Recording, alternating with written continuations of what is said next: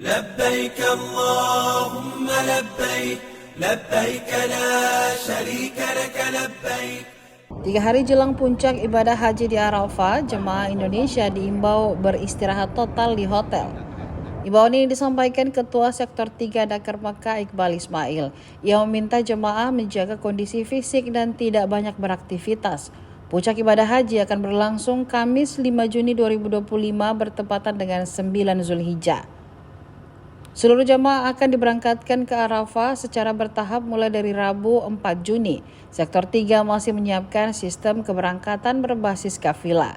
Kafilah dibentuk berdasarkan data dari ketua kloter masing-masing. Iqbal menyebut pendataan kafilah sudah 50% rampung. Sisanya akan segera diverifikasi dan dibagikan ke kloter. Jemaah diminta untuk menyiapkan perlengkapan pribadi sejak dini. Petugas juga mendata jemaah lansia dan penggabungan keluarga. Puncak haji saat tahun ini diprediksi berlangsung dalam suhu ekstrim. Suhu siang hari bisa mencapai 50 derajat Celcius. Ya, kami sampaikan tadi agar jamaah istirahat dulu ya selama 3 hari sebelum pendorongan ke Air Musnah atau sekitar tanggal 2 lah ya, tanggal 2 Juni sudah istirahat.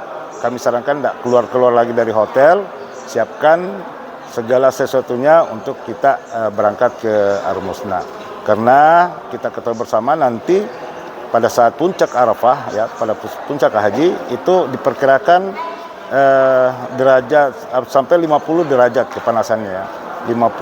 Nah itu panas sekali. Makanya himbauan dari PP Arab Saudi kemarin sudah ada agar di saat puncak haji di Arafah jangan keluar dari tenda ya. Jangan keluar dari tenda di jam 9 sampai jam 16.00. Semua di dalam tenda. Karena ada cuaca yang sangat ekstrim ya, 50 derajat Celcius. Download Tribun X sekarang, menghadirkan lokal menjadi Indonesia.